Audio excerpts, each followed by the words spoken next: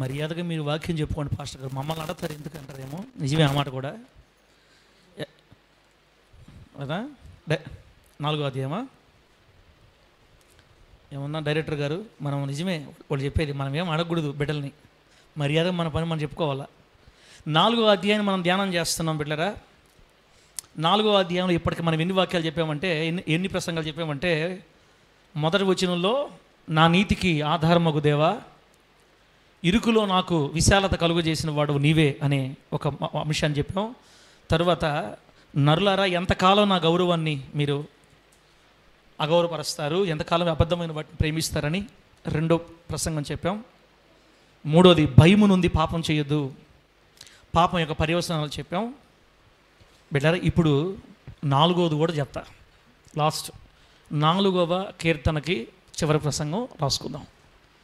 4వ కీర్తన చివరి వచనం అనగా ఎన్నో వచనం? 8వ వచనం.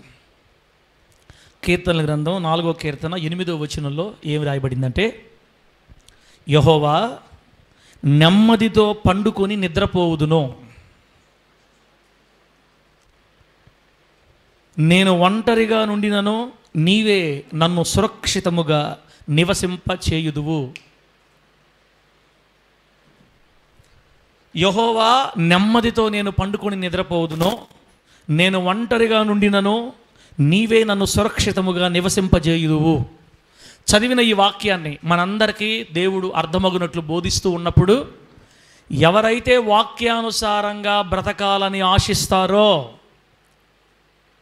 ఆ వాక్యానుసారంగా బ్రతుకున్నట్లు దేవుడు మనకు కృప అనుగ్రహించి సహాయం చేసి ఆయన వాక్యపు త్రోవలలో మనల్ని నిత్యము నడిపించును గాక. కొంచెం గట్టిగా ఆమేనండి. కొంచెం నేను వాక్యం చెప్పాలంటే ఒక్కరంతా జోసెఫ్ అన్న సౌండ్ ఒక్కరంతా ఇంకొంచెం గట్టిగా ఆమేని చెప్పండి. హల్లెలూయా చెప్పండి. మర్యాదగా 2 చేతులు ఎత్తేస్తా ఇంకోసారి చెప్పండి హల్లెలూయా. చాలు, అంత మాత్రం చాలు బిడ్డలారా. చదివిన వాక్యాన్ని మనం ధ్యానం చేస్తే దావీదు గారు ఏమని పాడుతున్నారంటే, ప్రభువా నేను ఒంటరిగా ఉన్నా నెమ్మదితో పండుకొని నిద్రపోవునట్లు నీవు నన్ను చేస్తావు. నేను ఒంటరిగా ఉండినను నెమ్మదితో పండుకొని నిద్రపోవున్నట్లు సహాయం చేస్తావు నువ్వు. అంత మాత్రమే కాదు, నేను ఒంటరిగా ఉన్నా నీవు నన్ను సురక్షితముగా నివసింపచేస్తావు అని దావీదు గారు పాడుతున్నారు. పాటలు ఎంత బాగా రాస్తాడంటే దావీదు గారు. ఈ మధ్య ఒక పాట అన్నా, సినిమా పాటను తీసేసి దేవుడి పాటలో పెట్టేశారు. సినిమా పాటే మొత్తం, రాగం కూడా మనసా మనసా మనసా అని పాడుతున్నాడు. వాళ్ళు దాన్ని ఏం చేశారు, రే దీన్ని ఒరిజినల్ ట్యూన్ పాడరా అని అని జోకు పెట్టేది, సినిమా పాట పెట్టేసేది.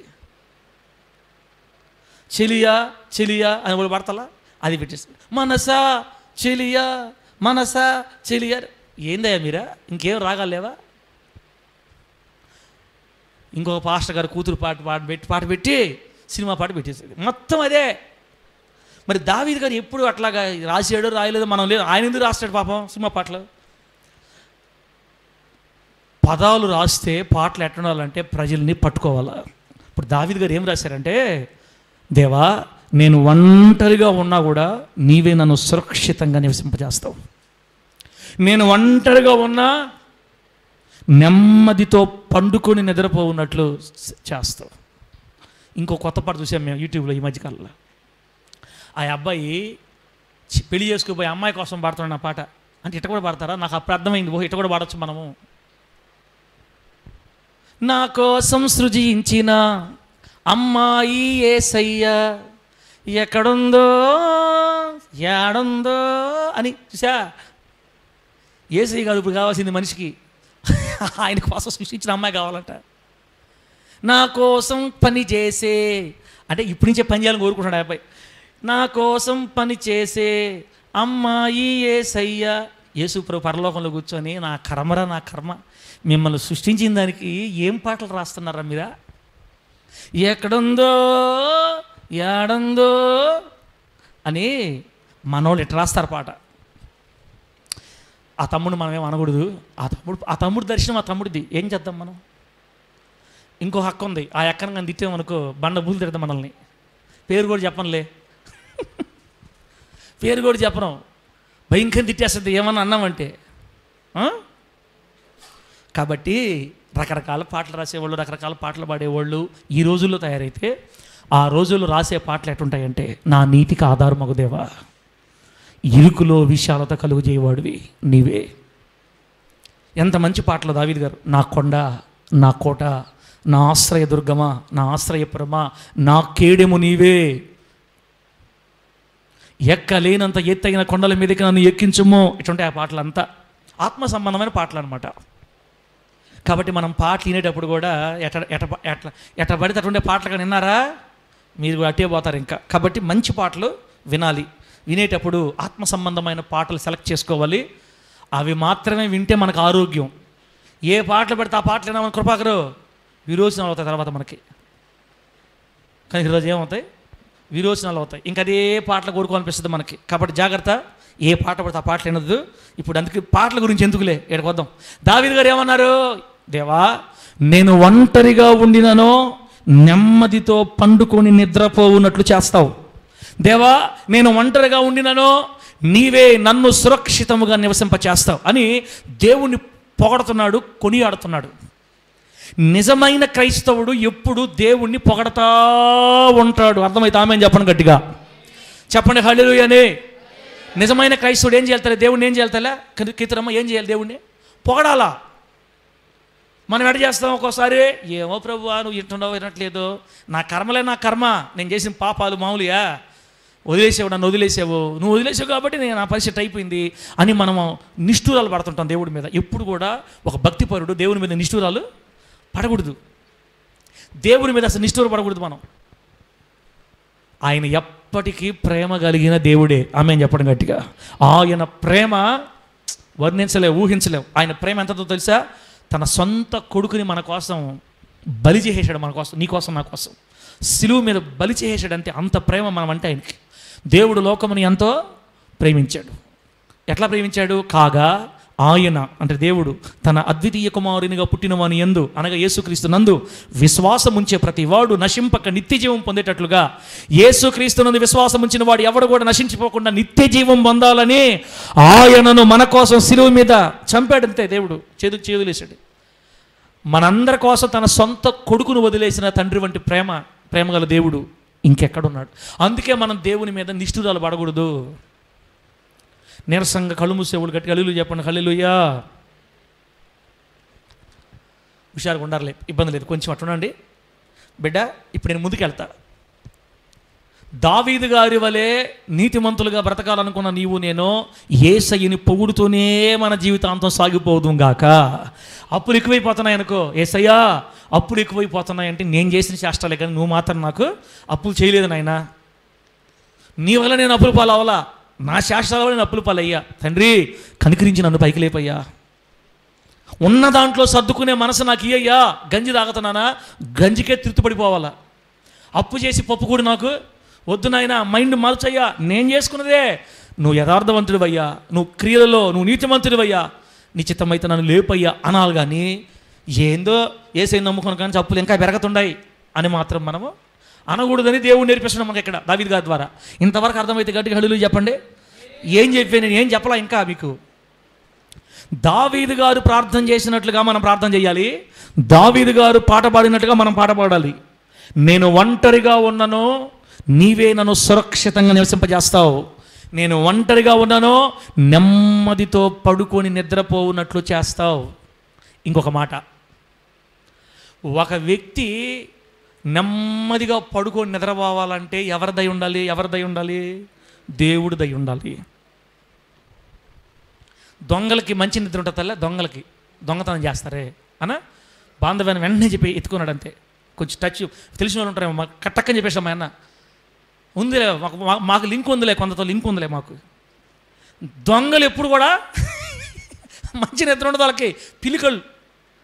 రే బావా, ఇప్పుడు మీకు ఇంకో మాట చెప్తా. జర్మనీని పరిపాలించిన నియంత ఏం పేరన్నా, హిట్లర్ జర్మనీని క్రూరంగా పరిపాలించిన నియంత దుర్మార్గుడు హిట్లర్ 4 సంవత్సరాలు పరిపాలన చేస్తే 60 లక్షల మంది యూదుల్ని ఈ ఊచకోతకు చంపాడు. 60 లక్షల మంది యూదులు చంపేశాడు. స్త్రీలని, పిల్లల్ని, పసిబిడ్డల్ని మొత్తం చంపేశాడు. ఈ యూదుడు అన్నవాడు భూమి మీద ఉండకూడదని కంకణం కట్టుకున్నాడు. మళ్ళా క్రైస్తవుడే, ఆర్సీఎం క్రైస్తవుడు. ఆ వ్యక్తి చరిత్రలో ఉంది. ఆ వ్యక్తి ఏ రోజు ఎక్కడ పడుకుంటాడో కూడా ఆయన పక్కన ఉండేవాడు కూడా తెలియదు. భూమిలో అండర్ గ్రౌండ్లో 8 రూములు ఉంటాయంట ఆయనకి. 8 రూములు. చెప్పండి, ఎన్ని రూములు? 8 రూములు. ఆ 8 రూములకి దారులు 2కో 3కో మాత్రమే తెలుసు. అసలు వాళ్ళకు కూడా తికమక అయిపోద్ది. అండర్ గ్రౌండ్లో ఏ రోజు, ఏ రాత్రి, ఏ రూమ్లో ఉంటాడో ఎవరికి తెలియదు. చెప్పడంట. ఎందుకంటే ఎవడు వచ్చి పొడి చేస్తాడో, ఎవడు చేసేస్తాడో. రాజ్యాలు పరిపాలించే రాజులకు కూడా మంచి నిద్ర ఉండదు. ఇప్పుడు మనం ఎంత ధనిలువే జోసెఫ్ అన్న, అంత మొద్దగానిది 7-8 గంటలకు కానీ మంచం ఎక్కేవంటే మళ్ళీ యాహాజామని దేవుడికి స్తోత్రం మెరుగు వస్తే 4 గంటలకు 5 గంటలకి ఎవడు ఈ మధ్యలో దొంగలే, పిల్లరిసిన, కుక్కలరిసిన, పొరపాట్లు వేసేదిలే, ఇంత తింటాం, పడుకోవటం, ప్రశాంతంగా నిద్రపోతున్నాం అంటే దేవుడిదయ్యా. దేవుడికి స్తోత్రం కలుగును గాక. డబ్బుండే ధనవంతులు కూడా నిద్ర, అది మీరు ధనవంతులు అయిన తర్వాత తెలుస్తుందిలే. బైబిల్ చెప్పింది వాని ధనం ఎక్కడ ఉండునో వాని హృదయం కూడా అక్కడే ఉంటుంది. వెండి బంగారం అధికమైపోయినా, డబ్బు ఎక్కువైపోయినా, బ్యాంకులో అమౌంట్ ఎక్కువైపోయినా, బీరువాలో కట్టలున్నా అసలు ఆ మనిషికి నిద్ర ఉండదు. ఎంత మంచి మాట. ఒక వ్యక్తి నెమ్మదితో పండుకొని నిద్రపోవాలంటే దేవుని కృప కావాలి. అంత ఘనమైన దేవుని మనం నమ్ముకో ఉన్నామన్నా మన దేవుడు నెమ్మదిగా పడుకొని నిద్రపోయేటట్టు సహాయం చేస్తాడు బిడ్డలారా. కాబట్టి దావీదు ఎంత మంచిగా రాస్తున్నాడంటే, యెహోవా నెమ్మదితో పండుకొని నిద్రపోతాను, నేను ఒంటరిగా ఉన్నా నీవే నన్ను సురక్షితంగా నివసింపజేస్తావని. ఎంత మంచి మాట. పాస్టర్ గారు, అవును కానీ ఇప్పుడు నువ్వు మాకు ఏం చెప్పాలనుకుంటున్నావు, ఏం చెప్పాలని మాకు అనుకుంటున్నావు, ఏం రెడీ చేసుకొచ్చావంటే చెప్తాను బిడ్డలారా. నేను ఈరోజు మీకు ఏం చెప్పాలనుకుంటానంటే, ఒంటరితనం అనే ఒక స్థితి ప్రతి వ్యక్తి ఎదుర్కొంటాడు ఎప్పుడోసారి జీవితంలో. ఒంటరితనం ప్రతి మానవుడు ఏదో ఒక సందర్భంలో ఈ ఒంటరితనం అనే బాధ గుండా వెళ్ళాలి. ఈ ఒంటరితనం అనేది ఒక భయంకరమైనటువంటి భరించలేని స్థితి. ఇది ఒంటరితనం అనేది సహజమైన మానవ భావన, సహజమైనటువంటి ఒక భావన అయినా ఈ ఒంటరితనం మనుషుల్ని చంపేస్తుంది. నేను మీకు ఏం చెప్పాలనుకుంటున్నాను, ఒకవేళ ఒంటరితనములో మనం మిగిలిపోయే పరిస్థితులు వచ్చినా, ఒకవేళ ఒంటరితనంలో జీవించాల్సి వచ్చినా, యేసుతో నడిచే ఏ వ్యక్తి కూడా ఒంటరితనము చేత పీడించబడి కృంగిపోయి లోకస్తుల మాదిరిగా, అన్యుల మాదిరిగా ప్రాణాలు తీసుకుని ఆత్మహత్యలు చేసుకున్న వాళ్ళు కూడా ఉన్నారు. ఆత్మహత్యలు తట్టుకోలేక కాదు, ఒంటరితనం తట్టుకోలేక. బిడ్డారా, ఒంటరితనం అనేది బహు భయంకరమైన పరిస్థితి. ఆ ఒంటరితనం గురించి మీకు చెప్పాలనుకుంటున్నా ఈరోజు నేను. నీ జీవితంలో కానీ నా జీవితంలో కానీ ఎప్పుడైనా ఒకవేళ ఈ ఒంటరితనం ఎదురైతే గుర్తుపెట్టుకోవాలి ఈ మాట. నేను ఆరాధించే దేవుడు ఒంటరితనములో కూడా నన్ను సురక్షితంగా నివసింపజేస్తాడు. దేవుడికి స్తోత్రం కలుగును గాక. గట్టిగా చెప్పండి హల్లెలూయా. నా దేవుడు, నీ దేవుడు, మన దేవుడు ఒంటరితనములో కూడా సురక్షితంగా బతికేటట్టు సహాయం చేయగల సమర్థుడు. ఈ లోకంలో మన దేవుడు తప్ప ఒంటరితనములో సురక్షితముగా బ్రతికేటట్లు చేయగలిగిన మరొక దిక్కు, ఆధారం భూమి మీద ఎక్కడ లేడు. అర్థం కాలేదు సార్, మాకు అర్థం కాల. బిడ్డలారా, ఒంటరితనం అనేది ఈరోజు చాలామంది జీవితాల్లో మనకు కనబడుతుంటుంది. మీరు చూసారో లేదో, కొంతమందిని చూడండి ఇంట్లో నుంచి బయటికి రారు. ఏమన్నా అసలు బయట కనబడట్లేదు మీరంటే ఏం లేదు బెదరు, ఏం లేదు. అసలు ఆ వ్యక్తిని చూస్తే కృంగిపోయి ఉంటాడు, దుఃఖపడిపోతాడు, దుఃఖం కూరుకుపోయి ఉంటాడు, రోజు తగ్గిపోతూ ఉంటాడు. మనశ్శాంతి లేని జీవితం. అర్థమైపోతుంటుంది, ఇతనికి ఏదో బాధ ఉంది, ఈమెకి ఏదో బాధ ఉంది, అందుకే మనుషుల్లోకి రావట్లేదు, ఇంట్లోనే ఉంటుంది, అసలు ఎవరితో పలకట్లేదు, ఎవరితో మాట్లాడట్లేదు. ఏందంటే ఆమె ఎవ్వరికీ చెప్పుకోలేనంత భయంకరమైన బాధలో కృంగిపోయి మనుషుల మధ్యలోకి రావడానికి కూడా ఇష్టం లేక ఒంటరిగా మిగిలిపోయింది ఇంట్లో, ఆ స్త్రీ కానీ ఆ పురుషుడు కానీ. బిడ్డారా, మీకు తెలుసో తెలీదో, ఒంటరితనం అనేది మనిషిని బహుగా కృంగతీసేస్తుందన్న. ఏం చేస్తుంది? ఒంటరితనం అనేది బహుగా కృంగదీస్తుంది. ఈ ఒంటరితనాన్ని తట్టుకోలేక చాలామంది ఆత్మహత్యలు చేసుకున్న వాళ్ళు కూడా ఉన్నారు. మరి అక్క ఏం చేసుకున్నారు? ఒంటరితనం భరించలేక ఆత్మహత్యలు చేసుకున్న వాళ్ళు కూడా కోకొలలుగా ఉన్నారు. మనిషి ఎదుర్కొంటున్న భయంకరమైన సమస్యల్లో ఒక సమస్య లోన్లీనెస్, ఒంటరితనం. ఇప్పుడు ఈరోజు మనం నిద్రపోతున్నామంటే, చర్చిలోకి వచ్చి తోగుతున్నామంటే మనకు తెలియదు ఆ బాధ. భరించేవాళ్ళం చూడండి, అర్థమవుతాయి. మనం నీరసంగా ఉన్నాంలే, మనం కొంచెం కళ్ళు మోస్తుంటాంలే చర్చిలోకి వచ్చి, అది వేరే సంగతి. మనకు 3 పూటలు బాగా జరుగుతుంది కాబట్టి మనకు తెలియదు ఆ సంగతి. ఆ ఏడ్చే వాళ్ళ దగ్గర పోతే, ఆ కృంగిపోయిన వాళ్ళ దగ్గర పోతే అప్పుడు తెలుస్తుంది ఆ బాధ. అందుకే ఒక పెద్దల సామెత ఉంది, మనదాకొచ్చిందాక ఏది మనకే అర్థం కాదు, మనదాకా వచ్చిందాక అర్థం కాదు. అందుకనే మనం ప్రార్థన చేసేటప్పుడు ఎవరైతే నిరాశల్లో ఒంటరితనంలో కృంగిపోయారయ్యా వాళ్ళని లేవనెత్తయ్యా అని ప్రార్థన చేయాలి మనం. అట్లా మనం ప్రార్థన చేస్తే మనల్ని అక్కడ దాకా పోనీయకుండా దేవుడు ఆపుతాడు యేసు నామములో. గట్టిగా చెప్పండి హల్లెలూయా. ఈ మధ్యకాలంలో మనం ఉదయాన్నే ప్రార్థన చేస్తున్నాం కదా, గ్రూపులో ప్రార్థన చేస్తున్నాం. ఏమని?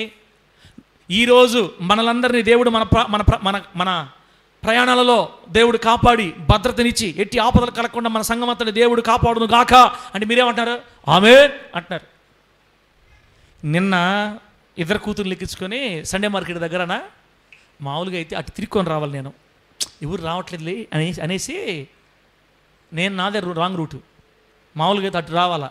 నేను అడ్డదారిలో రోడ్డు దాటమే కదా, గాంధీబొమ్మ సెంటర్లో, కరెక్ట్గా గాంధీబొమ్మ సెంటర్లో ఫాస్ట్ పెట్టేశారు. మేము అందరూ ఆగుండారు, మేము ఫాస్ట్ పెట్టి చూసేలేకి 2 అబ్బాయిలు, కాలేజ్ అబ్బాయిలు, ఒరే బ్రేకులు పడవరా, బ్రేకులు పడట్లేదురా అంటే బడం కొడిసిన మమ్మల్ని వచ్చి, ఒరే బ్రేకులు పడవరా లేక అయిపోయిందయ్యా మనకి ఈరోజు అవుట్ అయ్యా. ఈరోజు దేవుడు దయ వల్ల గేర్ లివర్ వెళ్ళిపోయింది లోపలికి. నేను చూసుకోవాలా, బాగుంది అనుకున్నా. తర్వాత బయటకు వచ్చి ముందుకు పోతే గేర్ మారితే కదా, వెళ్ళిపోయింది లోపల గేర్ లివర్ కొత్త కొట్టడం. ఆ దెబ్బ మా కాళ్ళకు కానీ తగులుంటే ఈరోజు ఇస్రాయల్ పాస్టర్ మెడకి కాలు ఒక తాడు కట్టుకొని అటు వచ్చి దిగాలేడ, కాలు ఎత్తి కాలు ఎత్తి దాని మీద పెట్టి లేక కూడా చెప్పింది. లేక కూడా ఒక యాక్సిడెంట్ జరిగిందంట, ఏం కాల. బాంధవ్యానికి ఒక యాక్సిడెంట్ జరిగింది, ఈ మధ్య 2 జరిగినాయి, ఏం కాల. ఈ మధ్య మన బిడ్డలకి తగలుతున్నా కూడా ఏం కాకుండా కాపాడబడుతున్నామంటే ఎవరి దయ? దేవుని దయ. నేను అనుకున్నా మళ్ళీ 1000 రూపాయలు అవుద్దామో దీనికి మొత్తం ఎట్ట చేయాలని అయినా అనుకున్నా. 20 రూపాయలతో బయటికి లాగాడు దేవుడు యేసు నామములో. అంతే. మాకు ఒక్క గీత తగల, 2 ఆడపిల్లలు నేను 3 ఉన్నాం, కొడితే మా కాళ్ళు తగలాలా బిడ్డరా. నేనేమంటానంటే బాధల్లో ఉండే వాళ్ళకి అర్థమవుతాయి. అంత కాపాడుతున్నా కూడా దేవుడు మనల్ని ఇక్కడికి వచ్చి నువ్వు కళ్ళు మోస్తున్నాడు ఏమనుకోవాలి? కృపాకర చెప్పు, కృపాకర బాధ రాదనాక ఇంత కాపాడుతుంటే దేవుడు మనల్ని నువ్వు ఇక్కడ కళ్ళు మూస్తే పిలికళ్ళు లాగా కోపం రాదా? అయినా వచ్చినా కూడా బయటికి చెప్పకూడదు. నేను చెప్పను మీకు, నేను అన్న మిమ్మల్ని, ఏమన్నా మీరు కానివ్వండి. అయితే నా బాధ చెప్పుకుంటున్నా, దేవుడు మనకి ఇన్ని అద్భుతాలు. బిడ్డలారా, ఒంటరిగా ఉన్న కృంగిపోయిన పరిస్థితుల్లో కూడా ఆ బహు భయంకరమైన ఒంటరితనం, కొందరు ఆ ఒంటరితనం తట్టుకోలేక చచ్చిపోయే వాళ్ళు ఉన్నారమ్మా. ఉరేసు చచ్చిపోతారు, మందుదా చచ్చిపోతారు. ఆ ఒంటరితనం భరించలేక మెంటలు వచ్చేస్తుంది. అది బహు భయంకరమైన సాతాను ఆయుధం ఒంటరితనం. ఆ నిరాశ, నిస్పృహ, ఒంటరితనంలోకి మనం పోకుండానట్లుగా మనం దేవుని పాదాలు పట్టుకొని ప్రభుత్వం నడుస్తుంటే ఆ భయంకరమైన వ్యవస్థ నుంచి, ఆ భయంకరమైనటువంటి సమస్య నుంచి, సాతాను అగ్ని బంధకాల నుంచి దేవుడు మనల్ని ఖచ్చితంగా తప్పించి ఆయన మనల్ని స్థిరపరుస్తాడు. దేవునికి స్తోత్రం కలుగును గాక. గట్టిగా చెప్పండి హల్లెలూయా. మళ్ళీ ఇక్కడ ఇంకో మాట రాసుకున్నానా, దేవుని బిడ్డలకి ఒంటరితనం రాకుండా కాపాడడు, కానీ ఒంటరితనం వస్తుంది. ఆ ఒంటరితనం మనం అనుభవించాలి, మనం ఎదుర్కోవాలి, ఖచ్చితంగా మన జీవితాల్లో వస్తుంది. అది వచ్చినప్పుడు మాత్రం మనల్ని ఒంటరిగా దేవుడు దూరంగా ఉండి మనల్ని వదిలేయడు. దూరంగా ఉండి నీ సావు నువ్వు జావరా అట్టండో. ఒంటరితనంలోకి మన దగ్గర దేవుడు వచ్చి ఆ ఒంటరితనంలో కూడా సురక్షితంగా బ్రతికేటట్టు మన దేవుడు సహాయం చేస్తాడు. దేవునికి స్తోత్రం కలుగునుగాక. ఒంటరితనము రాకుండా ఆపడు, కానీ ఒంటరితనంలో కూడా సురక్షితంగా బ్రతికేటట్టు దేవుడు మనకు సహాయం చేస్తాడు. ఇటువంటి దేవుడు కోసం కరెక్ట్గా బతకాలా, బతకబడి తల్ల బ్రదర్ తమ్ముడా, రఘు తమ్ముడా చెప్పు. ఇటువంటి ఘనమైన దేవుడి కోసం మనం బతకాలి కదా, ఇంత ప్రేమగల దేవుడి కోసం మనం బతకాలి కదా. అక్క. కాబట్టి ముందుకెళ్దాం. ఒంటరితనం అంశం పేరు రాసుకోండి. అంశం పేరు ఏంటంటే, దేవునితో నడిస్తే ఒంటరితనమైనను సురక్షితమే. అది అంశం పేరు. దేవునితో నడిస్తే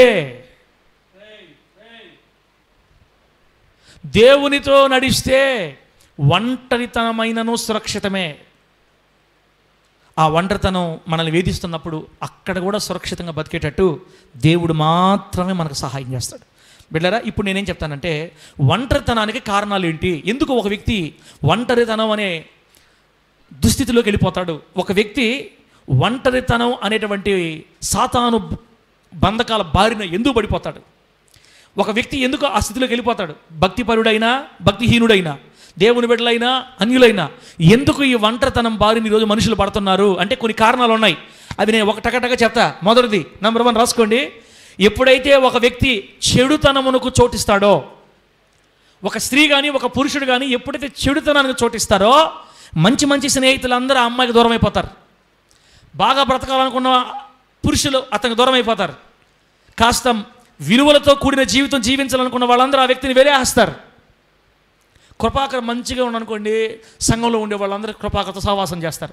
కృపాకర్ తేడా పడిపోయాడు అనుకోండి, ఈ కొంచెం ప్రార్థనా పరులుగా ఉండేవాళ్ళు, దేవునితో నడిచే వాళ్ళందరూ కృపాకర్ దూరం అయిపోతారు. లోకంలో కూడా అంతే. లోకంలో ఉండేవాళ్ళు మనకంటే మంచి భక్తి పరులు. మీకు తెలుసా, లోకంలో అన్యులుగా యేసుక్రీస్తుని ఎరగని స్థితిలో ఉన్న అనేక మంది బిడ్డలు మనకంటే మంచి భక్తి చేసేవాళ్ళు ఉన్నారంటే మీరు నమ్మండి. దేవుని నామానికి మహిమ కలుగును గాక. వాళ్ళకి మనకి తేడా ఏంటంటే, మనం యేసు రక్తంలో కడగబడి యేసును సొంత రక్షకునిగా అంగీకరించి యేసయ్య నామములో విశ్వాసం ఉంచి క్రైస్తవునిగా మారి ప్రభువును విశ్వసించాం. వాళ్ళది ఒక్కటే జైలా. కానీ క్యారెక్టర్ పరంగా లేకపోతే నీతి పరంగా వాళ్ళు మనకంటే కొన్ని 100 రెట్లు ముందున్నారు. తెలుసా? నేను ఈ మాట్లాడి మీకు బాధ వచ్చినట్టుంది. జోసఫ్ అన్న, దేవాలయానికి స్థలాలు రాసిచ్చేవాళ్ళు మీకు తెలుసా? స్థలాలు రాయిచ్చేస్తారు. స్థలాలు రాయిచ్చేస్తారన్నా, ఎకరాలు ఇచ్చేస్తారు. వాళ్ళు అనుకున్న దేవునికి బంగారంతో కాలు చేయించుకొని చెయ్యి చేయించుకొని వెళ్తారు. ఇంతవరకు బంగారం చెయ్యి చేయించుకెళ్తారు. బంగారంతో కాలు చేపిస్తారు. బంగారంతో చిన్న చిన్న బొమ్మలు చేపిస్తారు. సవర్లు బంగారు లక్షల కోట్ల రూపాయలు ఇచ్చేస్తారు దేవుడికి. మనం ఎప్పుడైనా బంగారం చెయ్యి దేవుడికి ఇచ్చామా? మనం ఎప్పుడైనా బంగారం కాలు ఇచ్చామా? మనోహర్ అన్న, నువ్వేమి ఇచ్చావు? బంగారం ముక్కిచ్చావా దేవుడికి? మనం ఇవ్వలేదన్నా, ఇవ్వలేం కూడా. వాళ్ళకి ప్రేమ ఎక్కువ. దేవుడు అంటే ప్రేమ ఎక్కువ. అంటే నేనేమంటానంటే, మనమే పర్ఫెక్ట్ అని కాదు.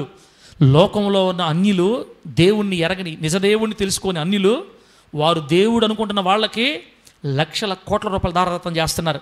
భక్తి వాళ్ళ దగ్గర ఉంది ఎక్కువగా, దేవుడు మన దగ్గర ఉన్నాడు. కాబట్టి నేనేమంటానంటే, మనమే ముందు అనుకోకూడదు.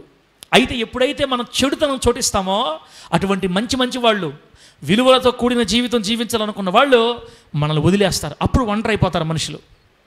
ఎవరు పట్టుకున్నా మనతో మాట్లాడరు, మన నంబర్ బ్లాక్ చేస్తారు. ఎప్పుడు? చెడుతనానికి చోటిస్తే, అపవిత్రమైన కార్యాలకు చోటిస్తే. కొంతమంది అంటారు, నీ మొహం అన్నా, ఎవరు చెప్పారు నీకు? ఈరోజు లోకంలో చెడ్డోళ్ళు ఎక్కువ ఉన్నారు, మంచోళ్ళు ఏమి ఎక్కువ లేరు. దేవుని బిడ్డలారా, ఏదేమైనా చెడుతనము మనిషిని ఒంటరిగా చేసేస్తుంది. అందుకే చెడుతనమును విడిచిపెట్టమని దేవుని వాక్యం పదే బైబిల్ రాశాడు దేవుడు. యెహోవా యందు భయభక్తులు కలిగి చెడుతనం విడిచిపెట్టుము, అప్పుడు నీ దేహానికి ఆరోగ్యం అని చెప్పింది వాక్యం. కాబట్టి చెడుతనము మనిషిని ఒంటరిగా మార్చేస్తుంది. జాగ్రత్త పడాలి. రెండోది, మంచి స్నేహితులను పోగొట్టుకొని ఒంటరోళ్ళు అయిపోతారు. రెండో పాయింట్, ఒక వ్యక్తిని ఒంటరితనం ఎందుకు ఆవరిస్తుందంటే, ఒక వ్యక్తి ఒంటరితనంలోకి ఎందుకు వెళ్ళిపోతాడంటే, ఆర్థిక సమస్యలు లేదా భౌతిక సమస్యలు. రెండో కారణం ఆర్థిక సమస్యలు లేదా భౌతిక సమస్యలు. అంటే అప్పులు ఎక్కువైపోయాయి అనుకోండి, ఆర్థిక ఇబ్బందులు కుటుంబంలో వచ్చేసాయి అనుకోండి, నిరుద్యోగం కుటుంబంలో ఉందనుకోండి, అంటే చదువుకున్నారు, ఉద్యోగం లేదు, బయటికి వెళితే ఏమయ్యా ఇంకా ఏం జాబ్ చేసుకోవట్లా, ఎంతకాలం ఒంటరిగా ఉంటావయ్యా, ఏందయ్యా అందరికీ ఉద్యోగాలు అసలు నీకు రావట్లేదు ఏమా అని అంటున్నారు బయటికి పోతే. ఇంక ఇలా మాటలు పడలేక ఏం చేస్తారంటే, రూమ్లోకి వెళ్ళి తలుపు వేసుకొని ఫ్యాన్ వేసుకొని ఇంకా బయటికి రారు. ఆర్థిక ఇబ్బందులు, నిరుద్యోగం మనుషులు ఒంటరిగా మార్చేస్తున్నాయి. కొంతమంది అనారోగ్యాల బారిన పడి, శారీరక అనారోగ్యం కూడా భౌతిక సమస్య కదా. ఈ శారీరక అనారోగ్యం వల్ల బయటికి పోతే అతను కిడ్నీ జబ్బు అంట, అతను క్యాన్సర్ అంట అనుకుంటారని మనుషులకు ముఖం చూపించలేక ఆ రోగాలను బట్టి ఇంట్లోనే ఉండిపోయి ఒంటరిగా, ఈ సమస్యల వల్ల సమాజంతో కలిసి ఉండలేక ఒంటరితనం అనుభవిస్తూ ఉంటారు అనేక మంది. దేవుని బిడ్డ, ఈ వీడియోలో ఈ మాటలు, లైవ్లో ఈ మాటలు వింటున్న బిడ్డలు కానీ, మందిరంలో కూర్చొని ఈ మాటలు వినే బిడ్డలు కానీ అందరూ వినండి. చెడుతనము ద్వారా ఒంటరివారైనా, ఆర్థిక భౌతిక సమస్యల వలన ఒంటరితనంలో వేధించబడుతున్నా, ఈరోజు అటువంటి వాళ్ళు ఎవరైనా ఉంటే మీ అందరికి శుభవార్త ఏంటంటే, మనం ఆరాధించే దేవుడు ఒంటరితనములో కూడా సురక్షితంగా నివసింపజేయగలిగిన దేవుడు. దేవుని నామానికి మహిమ కలుగునుగాక. ఒంటరితనములో కూడా సురక్షితముగా నివసింపజేయగలిగిన దేవుడు. ఆమె చెప్పవా నువ్వు? ఆమె లేదు, ఏం లేదు, కనకరాజు ఏంది టైఫాయిడ్ మీరు? ఒంటరితనములో కూడా సురక్షితంగా నివసింప దేవుణ్ణి గుర్తుపెట్టి, ఒంటరితనమందు కూడా సురక్షితంగా నివసింపజేయగల దేవుణ్ణి గుర్తుపెట్టి చెడుతనము విడిచి ప్రభు పాదాలు పట్టుకొని సరిచేయబడితే ఎట్టి పరిస్థితులు మనల్ని ఇబ్బందిగా మార్చిన ఆ ఒంటరితనంలో నుంచి దేవుడు మనకు క్షేమాన్ని ఇచ్చి బయటికి తీసుకొచ్చే దేవుని కలుగున్నాము. కృంగిపోవద్దు, ధైర్యం తెచ్చుకోండి. దేవుని నామానికి మహిమ కలుగును గాక. మూడో కారణం, ఒక వ్యక్తి ఒంటరితనంలోకి ఎందుకు వెళ్ళిపోతాడంటే మానసిక ఒత్తిడి లేదా ఆందోళన, స్ట్రెస్, డిప్రెషన్, నిరాశ. కొన్నిసార్లు కొంతమందిని ఒత్తిడి, ఆందోళన కలుగుతుంది. పిల్లలు ఎదిగిపోయారు, ఎలా చేయాలా, రూపాయి లేదు, ఇల్లు కూడా కట్టుకోలేకపోయి ఎంతకాలం ఉండి ఇంకా బాడీగిల్లోనే ఉంటున్నాం, అయిపోయింది మా పరిస్థితి. అప్పులు తిరిగేట్టు కనబట్లా, నేను నా బిడ్డలకి ఏమీ లేకపోయినా అప్పులు కూడా పైన వేసా, ఈ అప్పులన్నా తీర్చుంటే బాగుండేది నా పిల్లలకి ఏం చేయలేకపోయా, నాలాంటి వాడు బతకడం అవసరమా? ఒక తండ్రిగా పిల్లలకి ఏమి చేయలేకపోయినా నేను బతకడం అవసరమా? ఆందోళన, ఒత్తిడి, నిరాశ, డిప్రెషన్. నా భార్యను సంతోషపెట్టలేకపోయా, నా వల్ల నా భార్య ఏ రోజు ఆనందించలా, ఈ మనిషి ఇంకొకరిని చేసుకుంటే బాగుపడేదేమో, దరిద్రుడు నన్ను చేసుకుంది, నా జీవితం. ఇట్లా అనేక రంగాలలో మనుషులు నిరాశ, ఒత్తిడి, స్ట్రెస్కి లోనైపోయి ఆ మానసిక ఒత్తిడి నుంచి బయటపడలేక ఇతరుల నుంచి దూరంగా ఉంటారు అన్నమాట. ఇతరుల మధ్యలోకి వెళ్ళలేక ఒంటరిగా గడుపుతుంటారు. ఈ ఒంటరితనం అనేది భయంకరమైన సాతాను ఆయుధం. ఈ ఒంటరితనం అనేది భయంకరమైన సాతాను ఆయుధం.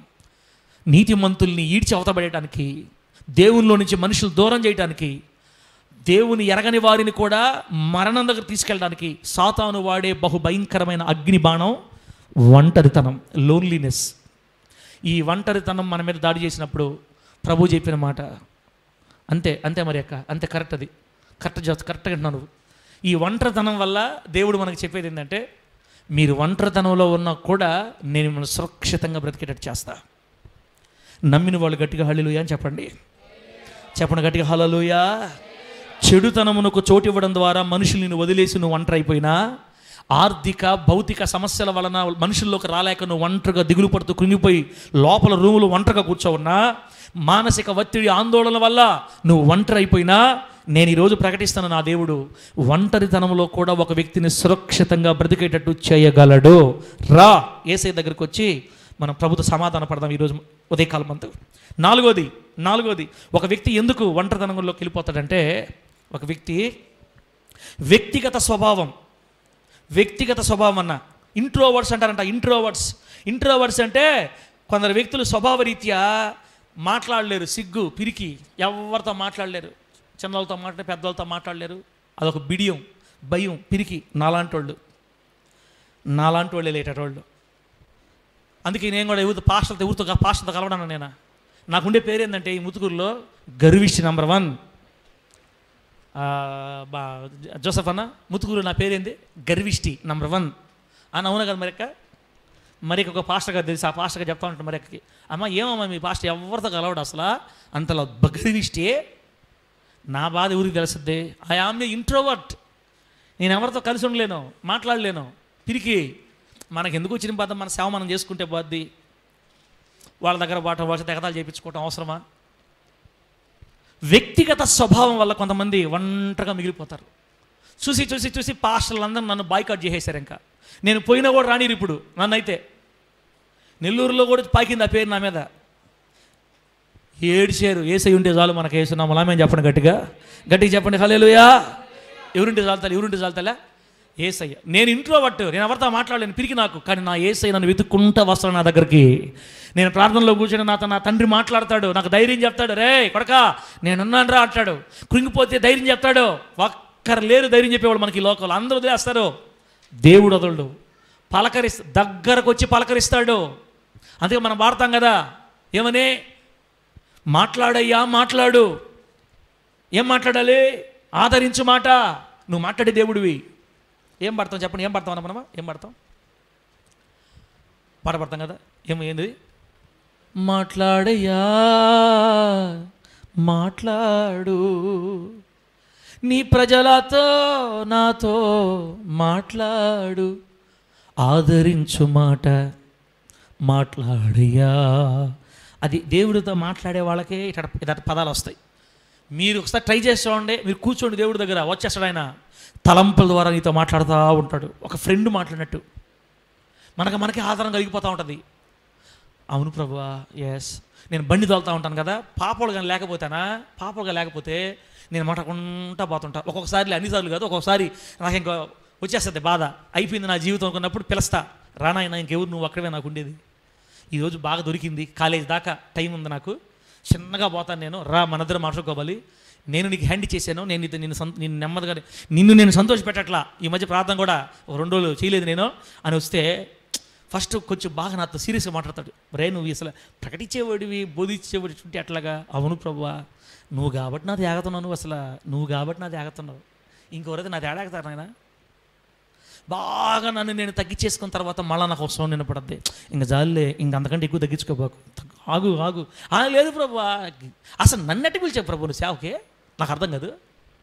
నాలాంటి ఎట్ట పిలిచాడు? నాకు ముందు కూర్చొని వాక్యం వినే వాళ్ళకి ఎంత ప్రేమ ఉంది. అసలు నేను అరస్తాను, నన్ను ఎట్ట పిలుచుకున్నా నువ్వు?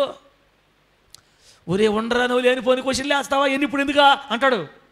ఇప్పుడు బాగా నడిచొస్తానంటే ఎకష్టాలు పడబాకన్నా నువ్వు అట్ట అంటాడు దేవుడా.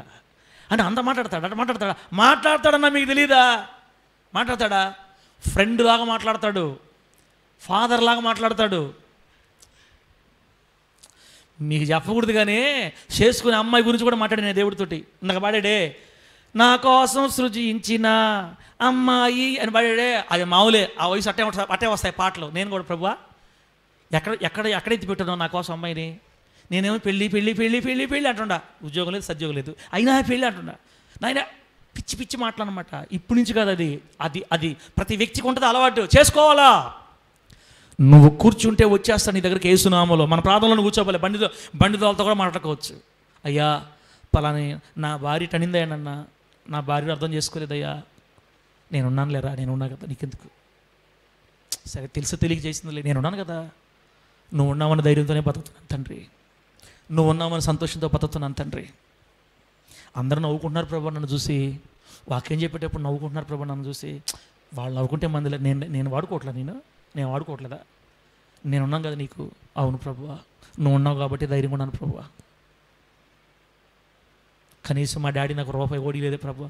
ఒరే వాడికే లేదు లేరా, నీకేమిస్తాడా? ఇన్ని రకాల మాటలు మాట్లాడుకుంటా వెళ్తూ ఉంటాం. ఏందో కొంతమంది సీరియస్గా ఇట్లా కూడా మాట్లాడతారా దేవుడితోటి? మాట్లాడాలక ఆ రేంజ్కి వెళ్ళాలి మనం. నువ్వేం చేయవలే, నువ్వు దేవునితో నడువు చాలు, ఆయనే వచ్చి మనతో మాట్లాడతాడు తెలుసా. అందుకే కదా ఊరకే పాడుతున్నాం పాట, మాతో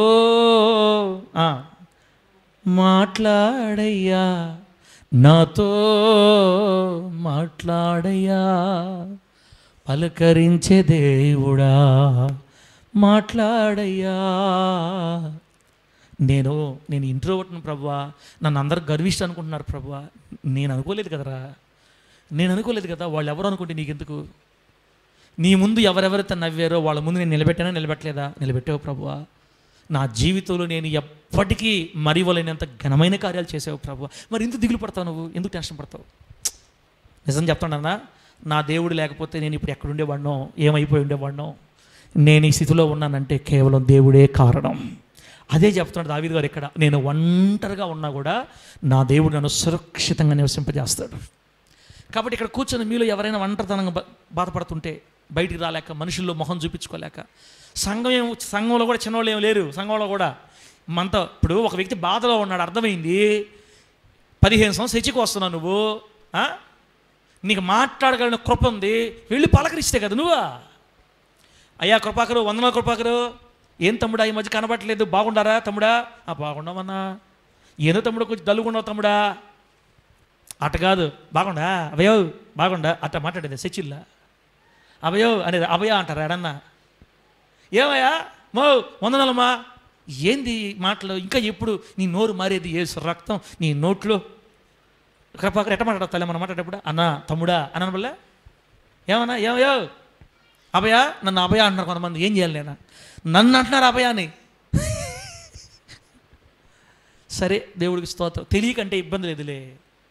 8 సంవత్సరాల నుంచి 10 సంవత్సరాలు దేవుళ్ళో ఉండేవాడు కూడా ఆ అబ్బాయి బాగా చెప్తాడు వాక్యం. ఆ అబ్బాయి నేనా పాస్టర్ అన్నా నన్ను దయచేసి పాస్టర్ తమ్ముడను అన్నాను. మన చర్చిలో ఒక తల్లి ఉంది, ఆమెకి మనవాళ్ళు కూడా పుట్టేస్తున్నారు. నన్ను అన్న అంటది. అంతకంటే ఏం కావాలి నాకు? అన్ననో తమ్ముడినో పిలుచుకోవాలి మనం. అప్పుడు నేను చాలా చిన్న శరీరం ఒక్క నాకు నువ్వు అందాం అనుకుంటా. వద్దు, ఇప్పుడు ఆల్రెడీ నేను తాతను అయిపోయినా, మనవాళ్ళు పుట్టేస్తున్నారు. నాకు ఏమైనా అన్న ఇబ్బంది ఏముంది? కెతిరమ్మా, ఇప్పుడు కెతిరమ్మ అనుకుంటుంది, ఏంది సార్ ఎవరిని అంటున్నాను అయినా? ఇప్పుడు మేమేమని పిలవాలా? అభయ అని పిలవాలా? అన్న అని పిలవాలా? తల ప్రేమ ఉండాలి సంఘంలో. ఒంటరితనంతో వస్తారు, బాధపడతారు సంఘంలోకి, చెప్పుకోలేరు. ఒక వ్యక్తి, నువ్వు ఆత్మీయుడు అయితే, ఆత్మీయురాలు అయితే, ఆ కూర్చొని వేదనలో ఉన్న బిడ్డను గుర్తుపడతావు, వెళ్ళి పలకరించుకుంటావు. ఒక మాట ప్రార్థన చేద్దాంలేమ్మా, నీ బాధలు ప్రభువు చూస్తున్నాళ్ళే చెల్లిలా, దేవుడు తీరుస్తాలే, ఒక్క మాట చెప్పు, లేరోళ్ళు పైకి. అటు కాదు. ఈనాటి నుంచి అయినా అందరు చేయలేరు, ఇది వరం ఉన్నోళ్ళే చేయగలుగుతారు. వరం ఉందని నీకు తెలిసి కూడా నువ్వు వరం పూడ్చిపెట్టవాకు. కృంగిపోయిన వాళ్ళని, ఒంటరితనంలో ఏడ్చే వాళ్ళని, దిగులు పడే వాళ్ళని పలకరించి ధైర్యం చెప్పి అనేకులను యేసు కొరకు నీవు బలపరచుదువు గాక. గట్టి చెప్పండి హల్లెలూయా. చెడుతనమునకు చోటివ్వడం ద్వారా ఒంటరి వాళ్ళైనా సరే, ఆర్థిక సమస్య, భౌతిక సమస్యల ద్వారా ఒంటరి వాళ్ళైనా సరే, మానసిక ఒత్తిడి, ఆందోళన ద్వారా ఒంటరి వాళ్ళైనా సరే, వ్యక్తిగత స్వభావం ఇంట్రోవర్ట్లుగా ఉన్నవాళ్ళు ఒంటరిగా ఉన్నా సరే, నా ప్రభు అయిన యేసయ్య ఏ స్థితిలో ఉన్న వాళ్ళనైనా సరే ఆయన వైపు తిరిగితే ఇప్పుడే సురక్షితమైన బ్రతుకునివ్వడానికి సిద్ధంగా ఉన్న దేవుడు. రండి యేసయ్యను వెంబడించి సురక్షితంగా బతకదాం యేసు నామములో. ఇంకా ఆపేసే ప్రయత్నం చేస్తా, నేను ఇంకేం చెప్పలా మీకు బిడ్డలారా.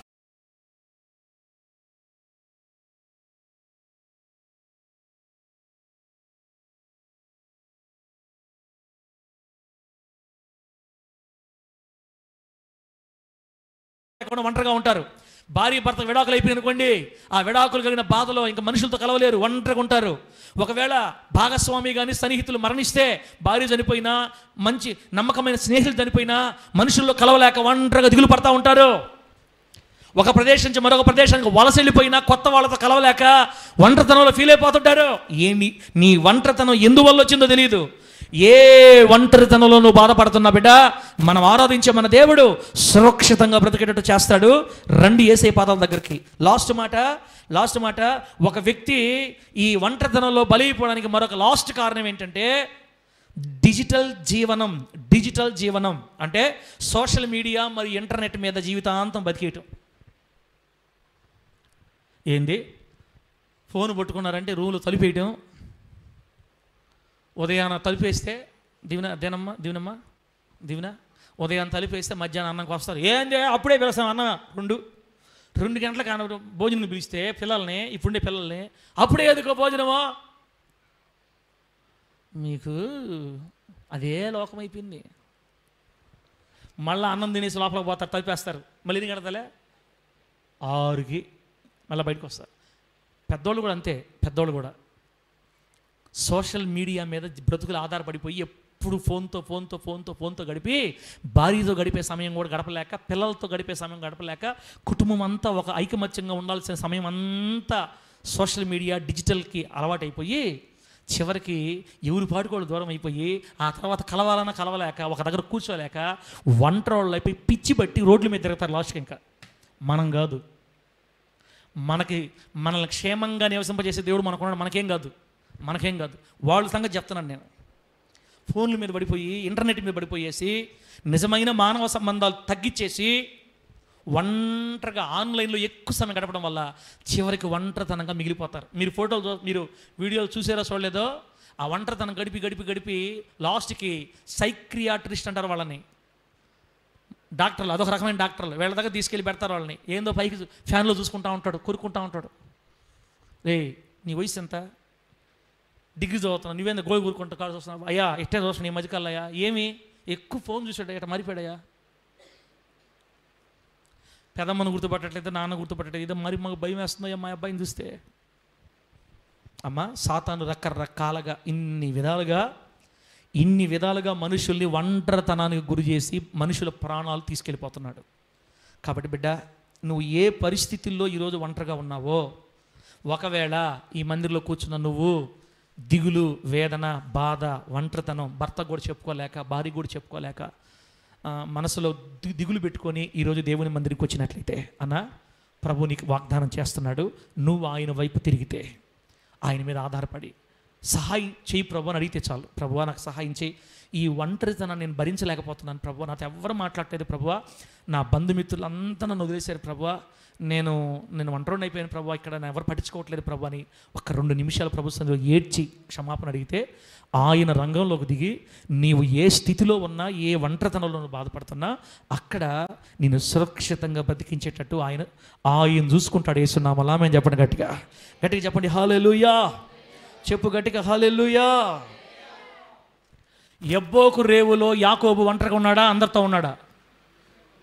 ప్రార్థన చేస్తా 5 నిమిషాల్లో, మిమ్మల్ని కాస్త ధైర్యం చెప్పి ఆపేద్దామని. యబ్బోకు రేవులో యాకోబు గారు ఒంటరిగా ఉన్నాడా, గుంపుగా ఉన్నాడా? అమ్మా, ఒంటరిగా అందరు పంపించేశాడు, ఒంటరిగా మిగిలిపోయాడు యబ్బోకు రేవులు యాకోబుకు తెలుసు ఒంటరితనం బాధ. ఒకసారి గుర్తుపెట్టుకోండి, మనం ప్రార్థన చేస్తే దేవదూతలు వస్తున్నారా? మనం ప్రార్థన చేస్తున్నాం, గంటల పాటు ప్రార్థన చేసేవాళ్ళు మన దగ్గర ఉన్నారు, ఒక గంట సేపు దేవుడి దగ్గర కూర్చొని ఏడ్చేవాళ్ళు ఉన్నారు. మనం ప్రార్థన చేస్తే దేవదూత భూమి మీద దిగి రావట్లేదే, యాకోబు ప్రార్థన చేస్తే దేవదూత దిగి వచ్చాడు. అంటే మరణ భయం ఆవరించేసింది యాకోబుని. దేవదూత రాకపోతే బీపీ పెరిగిపోయి, బ్లడ్ ప్రెషర్ పెరిగిపోయి, రక్తాలు పగిలిపోయి చచ్చిపోయాడు అక్కడ మనిషి. బహువేదన, 400 మందితో కత్తులు పట్టుకొని వస్తుంటే, ఇక నేను, నా భార్య, నా పిల్ల ఎవరు మిగలవయ్యా, అందరూ అయిపోతాం ఈరోజు, ఇదే మాకు లాస్ట్ రోజు. గడగడ వణికిపోయి యేసుక్రీస్తు వారి రక్తం చెమటలాగా ఎలా మారిందో యాకోబు అంత వేదన పడిపోతున్నాడు. అది ఒంటరితనం. సమస్యల వల్ల, కష్టాల వల్ల, బాధల వల్ల, తన అన్న వల్ల కలిగే భయం, మరణ భయం. ఆ బాధను చూసిన దేవుడు యాకోబును బలపరచడానికి యబ్బోకు రేవు దగ్గరికి దేవుడు తన దూతను పంపించాడు. దేవునికి స్తోత్రం కలుగును గాక. నేను అదే చెప్తున్నాను, ఒంటరితనంలో నువ్వు ఏడుస్తూ కృంగిపోతూ ఉంటే మన దేవుడు చూసేవాడు కాదక్క అన్న. నీ కొరకు ప్రత్యేకంగా ఒక దేవదూత నియమించి నీ పరిస్థితులన్నింటిలో నుంచి నువ్వు బయటపడే మార్గాన్ని నీకు ఏర్పాటు చేస్తాడు. ఆమేనండి. అందరికీ కాదు, యాకోబు లాంటి వ్యక్తులకి, అందరికీ కాదు, యాకోబు లాంటి వ్యక్తులకి దేవుడు ఏం చెప్పాడు తెలుసా? నేను అబ్రహాము దేవుణ్ణి, ఇస్సాకు దేవుణ్ణి, యాకోబు దేవుణ్ణి అని చెప్పాడు దేవుడు మనకి. నేను యాకోబు దేవుణ్ణి అని దేవుడు అన్నాడంటే యాకోబు మంచోడా, భక్తిపరుడా, భక్తిహీనుడా? చెప్పండి. యాకోబు ఎవరు? భక్తిపరుడు కదా అన్నా. భక్తిహీనత దేవుడు సహాయాన్ని మన దగ్గర రానికుండా ఆపేస్తుంది. దేవునికి వ్యతిరేకమైన జీవితం సహాయం రానికుండా ఆపేస్తుంది. కాబట్టి దేవునితో సమాధానపడి, బిడ్డ జస్ట్ నువ్వు ఒక మాట అడుగు, క్షమాపణ అడుగు చాలు. ప్రభువా నేను పాపిని ఒప్పుకో, నేను లేయలేకపోతున్నాను ప్రభువా, నా వల్ల కావట్లేదు ప్రభువా, నువ్వు హెల్ప్ చేస్తే నేను పైకి లేస్తాను ప్రభువా అని హృదయపూర్వకంగా హెల్ప్ అడుగు, దేవుడు సహాయం అడుగు. చెయ్యి పట్టుకొని నేను లేపకపోతే నేను హామీ ఉంటాను నీకు, యేసు నామములో లేపేస్తాను, నీ నామేం చెప్పను గట్టిగా. ఎట్టి పరిస్థితిలో నుంచి అయినా చెయ్యబట్టి క్షేమముగా ఉన్నట్లు నిన్ను ఒంటరితనంలోంచి చెయ్యబట్టి పైకి లేపుతాడు. యాకోబును ధైర్యపరిచిన దేవుడు మనల్ని కూడా ధైర్యపరుస్తాడు. ఈరోజు ఉదయకాల సమయంలో దేవుని నామానికి మహిమ కలుగును గాక. యాకోబుకి ఏం సహాయం చేశాడు? యాకోబు నీ పేరేం పేరు? యాకోబయ్య. ఈరోజు నుంచి యాకోబు కాదు, ఏం పేరు? నేటి నుండి నువ్వు ఇశ్రాయేలువి, దేవునితో పోరాడి గెలిచిన వాడివి, మొనగాడివి. నేనేం చేయరు, నీకేం కాదు పో, నీ అన్ని అని అన్నాడా? ఇక ఆ నుంచి బయలుదేరి కుంటుకుంటా పోతుంటే అన్న ఏం చేస్తున్నాడు తెలుసా? మేళాలు కొట్టుకుంటూ వస్తున్నాడు ఎదురు. డుమ్ డుమ్ డుమ్ టాక్ టాక్ డుమ్ డుమ్. డ్యాన్సులు కూడా మధ్యలో డ్యాన్స్ కూడా వేస్తున్నారు. ఏందిరా ఒరే ఈ 400 వీళ్ళు చెప్పింది ఒక రకంగా ఉంది, ఏందో మా అన్న ఎగరుతున్నాడు నన్ను చూసి. దగ్గరికి వచ్చి డ్యాన్స్ ఎక్కువ అవుతుంది, స్టెప్పులు మారుతున్నాయి, బీట్ మార్చో అంటున్నారు. డుమ్టక ఇంట్లక డుమ్టక ఇంట్లక డుమ్టక ఇంకా ఎగరుతున్నారు. లాస్ట్కి అది కోలాహలం శబ్దం. దగ్గరకు వచ్చేసరికి పరిగెత్తుకుంటా వచ్చి తమ్ముడు మెడ మీద పడి ముద్దు పెట్టుకొని ఏడస్తావుడు అన్నా. అందుకే చెప్పులు మాట్లాడకూడదు అసలు. నిజంగా ఈ చెప్పినోళ్ళు నన్ను 400 మంది అన్నాడు, కత్తులు అన్నాడు, ఏమి లేదు కదరా, మేళలు వచ్చినాయే. ఒంటరితనంలో ఏడుస్తున్న వాళ్ళ జీవితాల్ని పండగలాగా మార్చేస్తాడు యేసు నామములో. గట్టి చెప్పండి హల్లెలూయా. నువ్వు ఏ ఒంటరితనంలో బాధపడినా బిడ్డ చెయ్యి బట్టి లేపే దేవుడు నీకు నాకున్నాడు, గుర్తుపెట్టుకో. దిగులు పడద్దు. వెనక్కి వచ్చి దేవుడి పాదాల దగ్గర పడి సమాధానపడి జీవితం సరి చేసుకుంటే నీకు ఇప్పుడే సహాయం అంతది. కాబట్టి ఇటువంటి భయంకరమైన ఒంటరితనం అనే సాతాను అగ్ని బాణములు మన మీద దాడి చేసినప్పుడు మనకు నెమ్మదిని సురక్షితమైన జీవితాన్ని అనుగ్రహించడానికి ఏకైక దేవుడి భూమి మీద ఉన్నాడు. ఆయనే మనం ఆరాధిస్తున్న నజరేయుడు న్యాయాధిపతి అయిన యేసు మాత్రమే. ఇక వేరొక దిక్కు వేరొక దైవం లేరు. ఈ ఒంటరితనంలో సురక్షితంగా కాపాడుటలో యేసయ్యకు వేరొకరు లేరు సాటి, ఆయనకు వేరెవరు రారు పోటీ. ఒంటరితనంలో ఉన్న వారిని సురక్షితంగా నివసింపజేయడంలో యేసుకు రారు సాటి, వేరెవరు లేరు ఆయనకు పోటీ. ఆయన ఒక్కడే ఒంటరితనంలో ఉన్న వాళ్ళని సురక్షితంగా బ్రతికించుటకు శక్తి కలిగిన వాడు. దేవుని నామానికి మహిమ కలుగునుగాక. గట్టిగా చెప్పండి హల్లెలూయా. బైబిల్ గ్రంథంలో కొంతమంది ఒంటరితనంలో బాధపడ్డారు, వాళ్ళని దేవుడు సంరక్షించాడు. వాళ్ళని జ్ఞాపకం చేసి నేను ఈ మాట ముగించేస్తా. వాళ్ళని జ్ఞాపకం చేసి నేను ఇక ముగిచ్చేస్తా. ప్రభువు నామానికి మహిమ కలుగును గాక. యెషయా గ్రంథం 51వ అధ్యాయం తీయండి. అమ్మ కుమార్తె ఫోన్ పంపి, అమ్మ ఫోన్ పంపి. రే ఫోన్ దగ్గర విజయ్ ఫోన్ దే, పాప దగ్గర ఫోన్ దే, అక్క దగ్గర. యెషయా గ్రంథం 51వ అధ్యాయం. యాకబన్నా అక్కడ కూర్చో, సౌండ్ పెట్టి యాకబన్నా కూర్చొని సౌండ్ పెట్టు, నేను చెప్పిన సౌండ్ పెట్టు. యెషయా గ్రంథం 51వ అధ్యాయం 2వ వచనం తీసి పెట్టండి, చదవదాం అన్న. ఇగో ఈ కలర్ ఉండేది సౌండ్ పెట్టాలా.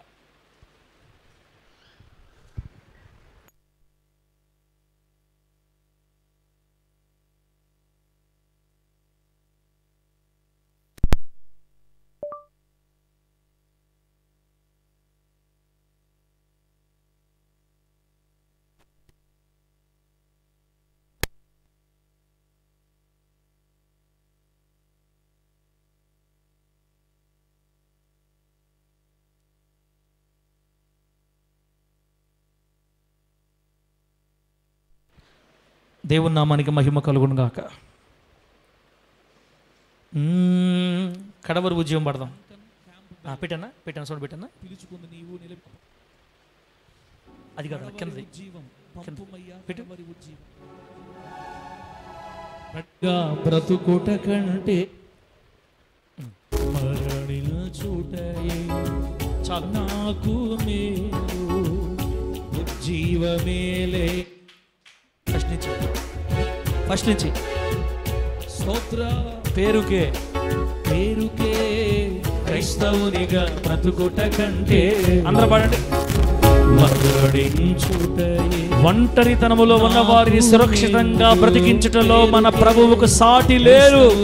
బ్రతుకుట కంటే మరణిన చూటయే నాకు మేలు జీవమే లేక నిర్జీవమైపోయి నీటి జాడే లేక ఎండిన భూమి వలనే చల్లారిపోయిందయ్యా మా తరమే కరుణించి పంపుమా కడవరి ఉజ్జీవం చల్లారిపోయిందయ్యా మా తరమే కరుణించి పంపుమా కడవరి ఉజ్జీవం.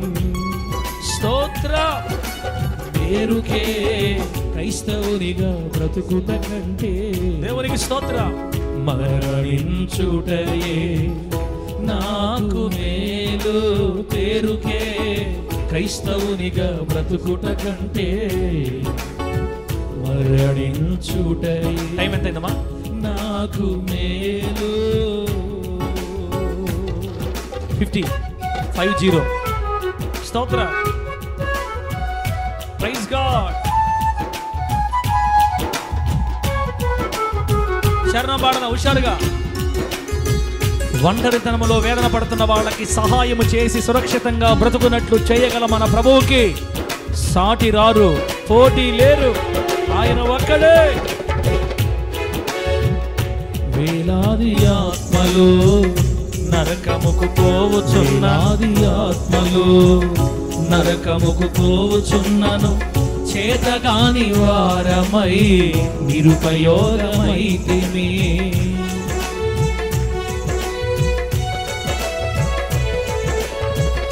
వేలాది ఆత్మలు నరకముకు పోవుచున్నను, చేతగాని వారమై నిరుపయోగమైతిమి. ప్రార్థనా పరుల గవినిలో చేర్చబడి ఉన్నాను. ప్రార్థనా పరుల గవినిలో చేర్చబడి ఉన్నాను. పెంతెకొస్తు జీవం తేలేకపోయావే, మా కొరకు వేచి ఉన్నా ఈ తరముకు. పెంతెకొస్తు జీవం తేలేకపోయావే, మా కొరకు వేచి ఉన్నా ఈ తరముకు. చల్లారిపోయిందయ్యా మా తరమే, కరుణించి పంపుమా కడవరి ఉజ్జీవం. చల్లారిపోయిందయ్యా మా తరమే, కరుణించి పంపుమా కడవరి ఉజ్జీవం. పేరుకే క్రైస్తవునిగా బతుకుట కంటే మరణించుటయే నాకు మేలు. పేరుకే క్రైస్తవునిగా బ్రతుకుట కంటే మరణించుటయే నాకు మేలు. ఉజ్జీవమే లేక నిర్జీవమైపోయి, నీటి జాడే లేక ఎండిన భూమి వలెనే చల్లారిపోయిందయ్యా మా తరమే, కరుణించి పంపుమా కడవరి ఉజ్జీవం. చల్లారిపోయిందయ్యా మా తరమే, కరుణించి పంపుమా కడవరి ఉజ్జీవం. పేరుకే క్రైస్తవునిగా బ్రతుకుట కంటే మరణించుటయే నాకు మేలు. హల్లెలూయా. అటుడి అన్న, అటుడి. ఇంకొచ్చి పెట్టు. అది అట్టే ఉండి అటుండి. అమ్మలారా ఒక 10 నిమిషాలు ఆపేస్తా. ఇప్పుడు దాకా ఏం చెప్పుకున్నాం మనం? ఒంటరితనములో సురక్షితంగా నివసించేటట్లు, ఒంటరితనం అనే భయంకరమైన పరిస్థితిలో కూడా మనం సురక్షితంగా బ్రతికేటట్లు సహాయం చేయగలిగింది కేవలం మనం ఆరాధిస్తున్న దేవుడు మాత్రమే. ఇక ఈ లోకంలో ఎక్కడ ధైర్యపరిచే వాళ్ళు లేరు కాబట్టే ఊరేసుకుంటున్నారు, మందు తాగి చనిపోతున్నారు, తట్టుకోలేక ఆత్మహత్యలు చేసుకుంటున్నారు, యాక్సిడెంట్ పాలైపోతున్నారు. బిడ్డ, ఇప్పుడు మీరేమంటారంటే, సార్ బాగానే ఉంది, మన దేవుడు ఒంటరితనంలో సహాయం చేస్తామని చెప్తున్నారు, కానీ పాపులకు కాదు కదా, నీతిమంతులకు కదా ఆయన సహాయం చేసేది. సార్ నేను చూస్తే తాగుడులో ఉన్నాను, కొంచెం చెడ్డలవాట్లు నాలో, నా లాంటి వాళ్ళకి దేవుడు ఏదో సహాయం చేస్తారు సార్. దేవుని బిడ్డ, నీకు ఈ మాట చెప్పాలని నేను ఆపే పాట. ఒక మనిషి తనంతట తానుగా పాపంలో నుంచి బయటపడలేడు. ఒక మనిషి, ఒక విశ్వాసి లేదా ఒక దేవుని బిడ్డ తనకు తానుగా ఏ పాపాన్ని కూడా జయించలేడు. ఒక వ్యక్తి పాపాన్ని జయించాలంటే ఆ వ్యక్తికి దేవుని సహాయం కావాలి. ఉదాహరణకి మీ పాస్టర్గా ఉన్న నాకు 2011 సంవత్సరంలో 2009, 8, 6, 7 మొత్తం 5, 6, 7 సంవత్సరాలు సినిమాలు పిచ్చి ఎక్కువగా ఉండేది. 2011, 2010 ఈ 2 సంవత్సరాల్లో ఒక్క సినిమాను వదల్లా. నెల్లూరు పోవడం, మా అమ్మ ఉదయాన్నే లేచి అన్నం వండిస్తుంది కాలేజీకి, నేను బాగా కష్టపడుతున్నానని నేను అంగ చెప్పుకోలేను. నాకు అర్థం కావటం, ఎగతాలు చేస్తున్నారని చెప్పుకోలేను నేను. వాళ్ళేమో బాగా చదవాలని డబ్బులు ఖర్చు పెడుతున్నారు. ఉదయాన్నే బస్సు ఎక్కి నెల్లూరుకి వచ్చేది. రాత్రే సంద డబ్బాలో దొంగతనం, డబ్బులు దొంగతనం సంద డబ్బాలో, దేవుడి పెట్లు కానుకలు దొంగతనం చేసి సినిమాలు పోయిన వీరుని నేను. 2 సంవత్సరాలు వీర లెవెల్లో. నాకు ఒక స్నేహితుడు ఉండేవాళ్ళే, మంచి స్నేహితుడు. నేను లేకపోతే వాడు తెచ్చేవాడు, వాడు దెబ్బ నేను తెచ్చేది. ఈ కాలేజీలో బాధలు వెళ్ళాక సినిమాలు మరిగి ఎంత పిచ్చి అంటే అంత పిచ్చి. ఇప్పుడు సినిమాల మీద జయం నేను పొందుకోలేదు బిడ్డ. నువ్వు చిన్న పాపంలో ఉన్నావా పెద్ద పాపంలో ఉన్నావా అది అసలు విషయం కాదు. అయితే నీకు సహాయం ఎప్పుడు వస్తుందో తెలుసా? ప్రభువా, ఈ సినిమాలు నన్ను వదలట్లా, నాకైతే ఇవి మానేయాలని ఉంది, నాకు నిజంగా నేను నిన్ను ప్రేమిస్తున్నా తండ్రి, నువ్వంటే నాకు ఇష్టం, నా కోసం ప్రాణం పెట్టిన నీ కోసం బతకాలని ఆశ ఉందయ్యా, కానీ నాకు సహాయం చేయయ్యా, నా వల్ల కావట్లేదయ్యా, నన్ను ఎవరో ఈడ్చుకెళ్ళిపోతున్నారయ్యా, నా వల్ల కావట్లేదయ్యా అని నువ్వు రోజు ఏడుస్తుండు. ఒక రోజు వస్తుంది, ఆ రోజు పరలోకంలో ఉన్న దేవుని శక్తి నీ మీద కుమ్మరించబట్టం చూస్తావు. ఏదైతే నువ్వు ప్రాణప్రదంగా ప్రేమిస్తున్నావో దాన్ని చూస్తే వాంతి వచ్చేటట్టు చేస్తాడు దేవుడు యేసు నామములో. నా మాట అర్థమైతే ఆమేనంగా చెప్పరా? హల్లెలూయా అని చెప్పాలనిపించట్లా? ఇంకోసారి చెప్పు. సినిమాలు మానగలిగిన దమ్మున్న మనగోడు ఈ భూమి మీద ఒక్కడు కూడా లేడు. యవనస్తులారా, ఫోన్లు జయించడం మీ తాతల తరం కూడా కాదు, మీ వల్ల కాదంతే, చేయలేరు. దేవుడు మనకు సహాయం చేస్తే తప్ప ఒక పాపం మీద ఒక మనిషికి జయం కలగదు. అయితే దేవుడు ఎవరికి సహాయం చేస్తాడో తెలుసా? తనను ఆశ్రయించు వారికి సహాయం చేస్తాడు.